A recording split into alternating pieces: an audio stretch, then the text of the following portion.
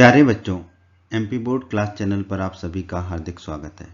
बच्चों, इस वीडियो में हम एमपी बोर्ड के कक्षा 10वीं के गणित के अध्याय 9 त्रिकोणमिति के कुछ अनुप्रयोग का परिचय पढ़ेंगे।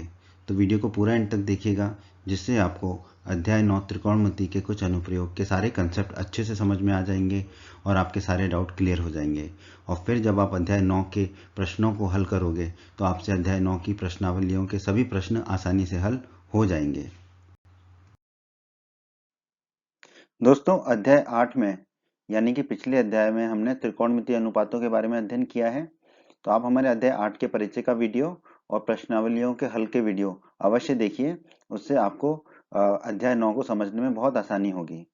ठीक है, तो पिछले अध्याय में हमने त्रिकोणमितीय अनुपातों के बारे में अध्ययन किया है, जिसमें हमने पढ़ा था sine theta, cos theta, tan theta, cosec theta, sec theta और कॉट थीटा क्या होते हैं। ठीक है, तो दोस्तों इस अध्याय में हम कुछ उन विधियों के बारे में अध्ययन करेंगे जिनमें त्रिकोणमिति का प्रयोग हमारे आसपास के जीवन से जुड़ा होता है। ठीक है, तो हम त्रिकोणमिति का प्रयोग करेंगे इस अध्याय में। ठीक है, और कुछ उन विधियों के बारे में अध्ययन करेंगे जो हमारे आसपास के जीवन से जुड़ी हुई चीजें हैं।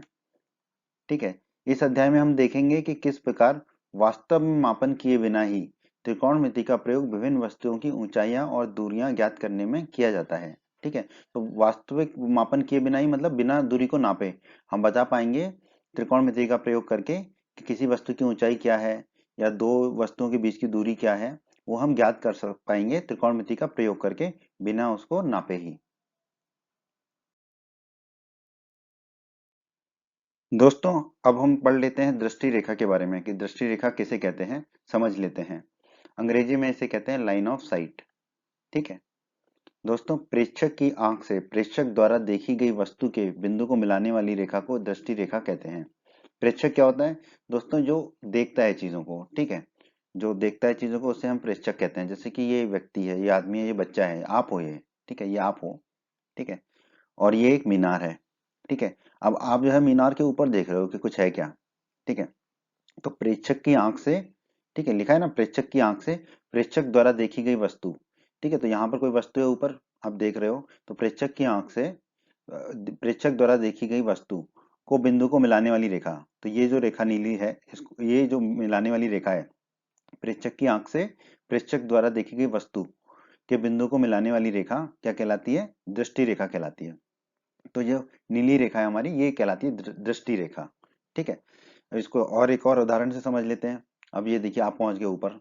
ठीक है, आपका कोई काम तो है नहीं, कभी नीचे हो कभी ऊपर पहुंच गए, चलो कोई बात नहीं है। फिर नीचे आपको दिखी एक फुटबॉल और आपकी पड़ी उस पर नजर। ठीक है, तो आपकी आंखों से, आप प्रेक्षक हो, आपकी आंखों से प्रेक्षक द्वारा देखी गई वस्तु, फुटबॉल वस्तु है, उसको देख रहे हो। इन दोनों बिंदुओं को मिलाने वाली जो रेखा है, ठीक है, वही क्या कहलाती है? हमारी दृष्टि रेखा। ठीक है, तो ये होती है दृष्टि रेखा। ठीक है, बीच में कुछ आएगा नहीं इन दोनों के ना। ठीक है, प्रेक्षक सीधा सीधा देखेगा वस्तु को और इन दोनों बिंदुओं को मिला देंगे तो जो रेखा बनेगी वही कहलाती है हमारी दृष्टि रेखा।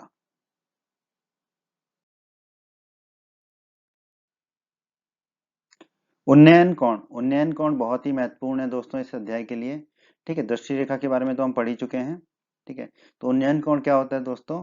देखी गई वस्तु का दृष्टि रेखा और क्षैतिज स्तर से बना कोण ही उन्नयन कोण होता है।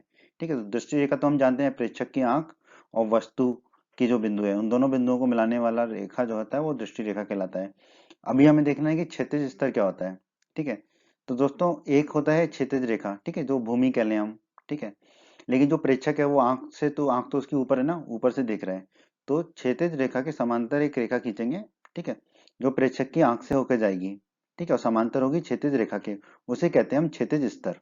ठीक है, तो बताया गया है कि दृष्टि रेखा और क्षैतिज स्तर से बना कोण, दृष्टि रेखा ये नीली वाली और क्षैतिज स्तर ये काली वाली रेखा, इन दोनों से बना कोण क्या कहलाता है? उन्नयन कोण कहलाता है। ठीक है, तो ये जो कोण है, कोण थीटा, ठीक है, दृष्टि रेखा और क्षैतिज स्तर से बना कोण ही क्या कहलाता है? हमारा उन्नयन कोण कहलाता है। इसके बारे में एक बात और समझ लेते हैं। यह क्षैतिज स्तर के ऊपर होता है। ठीक है, ये जो कोण है क्षैतिज स्तर के ऊपर है, ऊपर की तरफ है, अर्थात वह स्थिति जब वस्तु को देखने के लिए हमें अपना सिर को उठाना होता है, उन्नयन कोण होता है। तो यहाँ पर देखिए, इसको यहाँ पर ऊपर देखने के लिए अपना सिर उठाना पड़ेगा। ठीक है, तो जब सिर उठा के देखेंगे तब जो कोण बनेगा वो कोण क्या कहलाएगा? हमारा उन्नयन कोण कहलाएगा। ठीक है दोस्तों, उन्नयन कोण का एक और उदाहरण देख लेते हैं। जब हमें कोई भी चीज जो है जमीन पर रखी हो, वहां से कोण के बारे में बात करनी हो, ठीक है, दृष्टि रेखा जमीन से हो, ठीक है, क्षैतिज स्तर जो है वो भूमि पर ही हो, तो भी उन्नयन कोण क्षैतिज स्तर से ही बनता है, ठीक है। जहां से भी हम देख रहे हैं वस्तु को, ठीक है, अगर हम जमीन के सापेक्ष में बात कर रहे हैं, भूमि के सापेक्ष में, तो क्षैतिज स्तर ही जो है वो हमारा भूमि हो जाएगी, ठीक है। तो फिर यहाँ से कौन बनेगा, तो दृष्टि रेखा और क्षैतिज स्तर के बीच का कोण ही क्या कहलाएगा, हमारा उन्नयन कोण कहलाएगा। और उन्नयन कोण हमेशा कब होता है, जब हम ऊपर की तरफ देखते हैं, ठीक है। अवनमन कोण, जैसा कि दोस्तों नाम में ही निहित है नमन। नमन का मतलब होता है हम सिर झुका के किसी को नमन करते हैं, भगवान को करते हैं, अपने बड़ों को करते हैं, तो हमें सिर झुकाना पड़ता है। तो अवनमन कोण भी क्या होगा, जब जो है प्रेक्षक को अपना सिर झुकाना पड़ेगा, ठीक है। तो यहाँ पर देखिए दृष्टि रेखा फुटबॉल नीचे है, ठीक है, तो सिर झुका के ही देखना पड़ेगा, ठीक है। तो देखी गई वस्तु का दृष्टि रेखा और क्षैतिज स्तर से बना कोण ही अवनमन कोण होता है। तो दोस्तों सबसे पहले हमने क्षैतिज रेखा खींच ली, भूमि खींच ली, ठीक है, भूमि को ही क्षैतिज रेखा कहते हैं हम, ठीक है। लेकिन ये जो कोण है दृष्टि रेखा और क्षैतिज स्तर से बना कोण है। तो क्षैतिज स्तर क्या होगा दोस्तों, इस क्षैतिज रेखा के समांतर रेखा खींचेंगे जो आंख से होकर जाती होगी, जैसा कि उन्नयन कोण में हमने खींचा था, ठीक है। तो अब क्षैतिज स्तर और दृष्टि रेखा के बीच का जो कोण है वही क्या होता है, हमारा अवनमन कोण होता है, ठीक है। अब दोस्तों क्षैतिज रेखा और क्षैतिज स्तर जो है वो दोनों समांतर हैं, ठीक है, समांतर रेखाएं हैं। इन दोनों समांतर रेखाओं को दृष्टि रेखा एक तिर्यक रेखा काट रही है, तो इनके एकांतर कोण बराबर होंगे। तो ये वाला जो कोण बनेगा क्षैतिज रेखा के साथ दृष्टि रेखा का, ये भी थीटा डिग्री का बनेगा, अवनमन कोण के बराबर बनेगा। अवनमन कोण ऊपर वाला कहलाएगा, बट ये नीचे वाला कोण भी उसके बराबर होगा, क्योंकि क्षैतिज रेखा और क्षैतिज स्तर समांतर हैं, ठीक है। अब इसको याद रखने के लिए, जबकि क्षैतिज रेखा और क्षैतिज स्तर से नीचे होती है, जब क्षैतिज रेखा जो है क्षैतिज स्तर से देखो, क्षैतिज स्तर ऊपर है और क्षैतिज रेखा नीचे है, अर्थात वह स्थिति जब वस्तु को देखने के लिए हमें सिर को झुकाना पड़ता है, अवनमन कोण होता है हमारा, ठीक है। तो नमन से आपको याद रहेगा सिर झुकाना पड़ेगा नमन करने के लिए, ठीक है। तो जब आप सिर झुकाओगे तो अवनमन कोण होगा, और जब सिर उठा के बात करोगे तो उन्नयन कोण होगा, ठीक है। तो दोस्तों इस अध्याय में इतना ही है।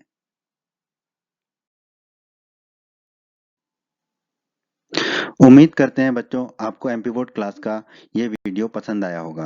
बच्चों अगर आप हमारे चैनल पर नए हैं और आपने अभी तक चैनल को सब्सक्राइब नहीं किया है, तो आप सब्सक्राइब बटन को दबाकर जल्दी से चैनल को सब्सक्राइब कर लीजिए और बेल आइकन को भी दबा दीजिए। बेल आइकन को दबाने से क्या होगा, हमारे चैनल पर जब भी कोई नया वीडियो आएगा तो उसका नोटिफिकेशन सबसे पहले आपको मिलेगा, और यूट्यूब सर्च में भी आपको हमारे वीडियोस ऊपर नजर आएंगे। और आप हमारे वीडियोस को अपने सभी दोस्तों के साथ फेसबुक और व्हाट्सएप पर अवश्य शेयर कीजिए, जिससे आपके दोस्तों का भी लाभ हो सके। वीडियो पसंद आया है तो वीडियो को लाइक जरूर कर दीजिएगा, और इस अध्याय के बाकी अन्य वीडियोस देखने के लिए आप आई बटन पर क्लिक करें।